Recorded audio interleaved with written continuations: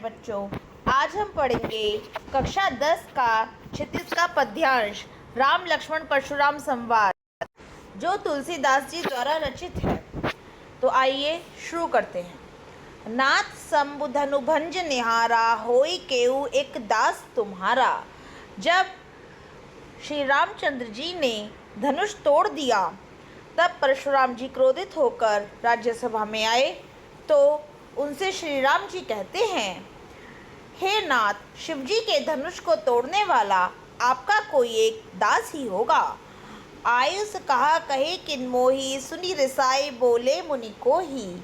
क्या आज्ञा है आप मुझसे क्यों नहीं कहते।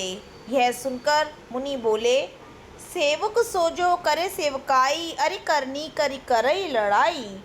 से जो सेवा करता है उसे सेवक कहते हैं। ऐसा काम करने वाले को तो, लड़ाई करने वाले को तो शत्रु ही कहा जाता है। सुनो राम जय शिव धनु तोरा, सहस बाहु सम सो रिपु मोरा। सुनो राम, जिसने भी ये शिव धनुष तोड़ा है वह सहस्त्र बाहु के समान ही मेरा शत्रु है। सो बिलगाओ बिहाई समाजा, नैते मारे जय सब राजा। वह इस समाज को छोड़कर अलग हो जाए, जो नहीं तो सभी राजा यहाँ के मारे जाएंगे जो इस राज्यसभा में बैठे हुए हैं। इसलिए वो खुद ही मेरे सामने आ जाए। सुनि मुनि वचन लखन मुस्काने, बोले परशु धई अवमाने। सुनकर लक्ष्मण जी मुस्कुराए और परशुराम जी का अपमान करते हुए बोले, बहु धनु तोरी लरिकाई, कबहु ना सिर सिकीनी गुसाई।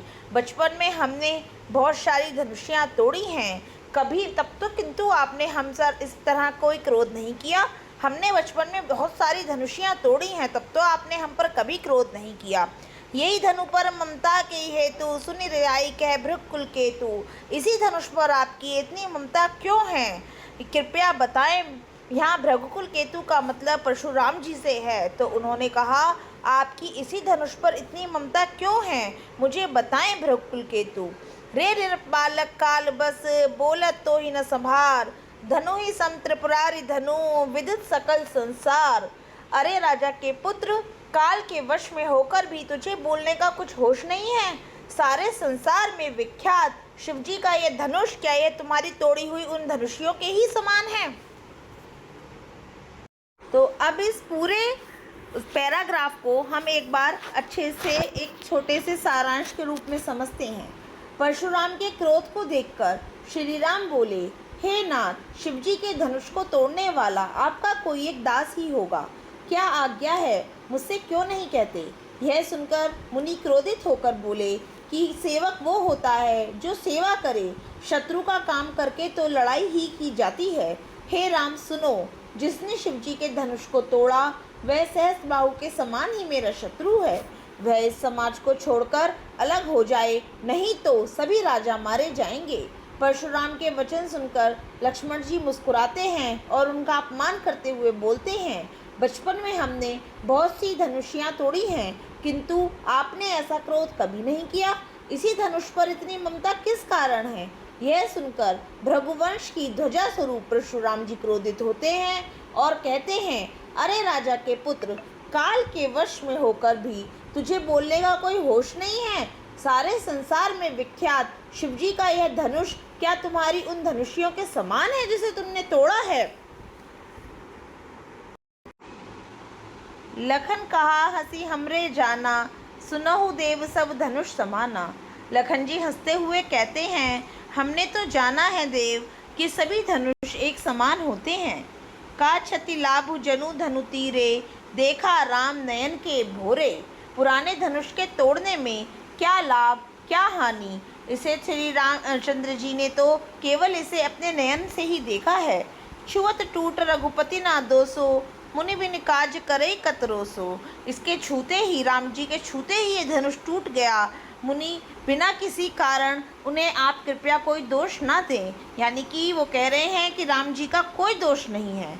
बोले चिते परसु की ओरा, रे सर सुनो सुबहु ना मोरा। इसलिए परशुराम जी अपने फरसे की ओर देखकर बोले, अरे दुष्ट, तूने मेरा स्वभाव नहीं देखा। बालक बोली बधो नहीं तो ही, केवल मुनि जड़ जान ही मोही। तुझे बालक जानकर ही नहीं मार रहा हूँ, क्या मैं तू मुझे निरा मुनि ही समझता है। बाल ब्रह्मचारी अति कोही, विस्मृत क्षत्रिय कुलद्रोही। बाल ब्रह्मचारी हूँ मैं, और मुझे पूरा विश्व जानता है कि मैं पूरे क्षत्रिय समाज का विद्रोही हूँ। भुजबुल भूमि भूप बिनुकीनी, विपुल बार महिदेव नदीनी। मैंने पूरी की पूरी भूमि बिना क्षत्रिय के कर दी है। अर्थात मैंने सभी राजाओं को मारकर भूमि को क्षत्रिय विहीन कर दिया है, और उन सभी को ब्राह्मणों को दान भी कर दिया है। सहस्र बाहुभुज छेद निहारा, परशु बिलोक महीप कुमारा। और सहस्र बाहु की भुजाओं को काट दिया है। ये परशु देखकर भी तुम नहीं समझ पा रहे हो? मातु पिता ही जनी सोच बस, करसी महिष किशोर। गर्भन के अर्भक लन, परशु मोर अति घोर। अरे तुम अपने माता पिता की सोच के वश को ना करो। मेरा फरसा बहुत ज़्यादा भयानक है। ये गर्भ के अंदर पल रहे बालक को भी मार देता है। अब हम इस पैराग्राफ के सारांश के बारे में समझेंगे। इसमें हमने एक एक लाइन का अर्थ समझा।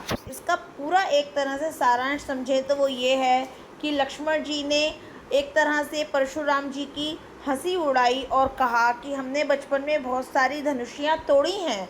तो ये हमसे जब किसी ने कुछ नहीं कहा था, तब परशुराम जी ने उन्हें समझाया कि ये तुम्हारी बचपन की तोड़ी हुई धनुषियाँ नहीं हैं, ये भगवान शिव का दिया हुआ धनुष है, जिसकी तुलना उन छोटी छोटी धनुषियों से नहीं हो सकती।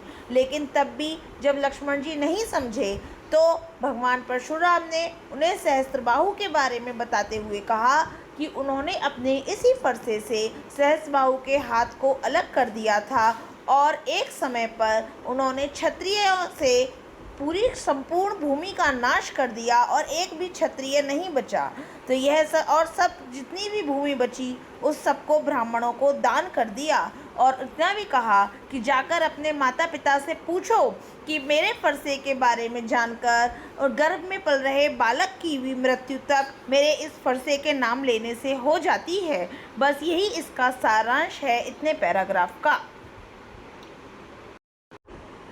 बिहसी लखुन बोले मृदुबानी, अहो मुनीस महाभट्ट बहानी।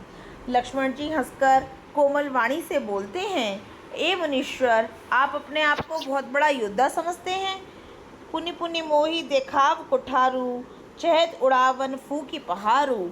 आप मुझे बार बार कुल्हाड़ी दिखाते हैं कि जैसे आप फूक मारकर पहाड़ को उड़ा देंगे। यहाँ कुंबड़िया को नाही, जे तरजनी देखी मर जाही।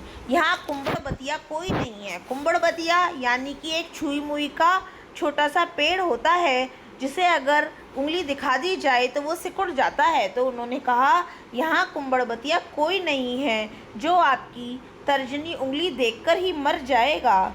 देखी कुटारू सरासन बाना, मैं कछु कहा सहित अभिमाना। और तुम्हारे इस धनुष बाण को देखकर ही मैं सब कुछ समझ गया, और जो भी आपने कहा वो अभिमान सहित कहा। भृगसुत समुझ जनेक विलो की, जो कछु कहूँ सहो सिरसरो की।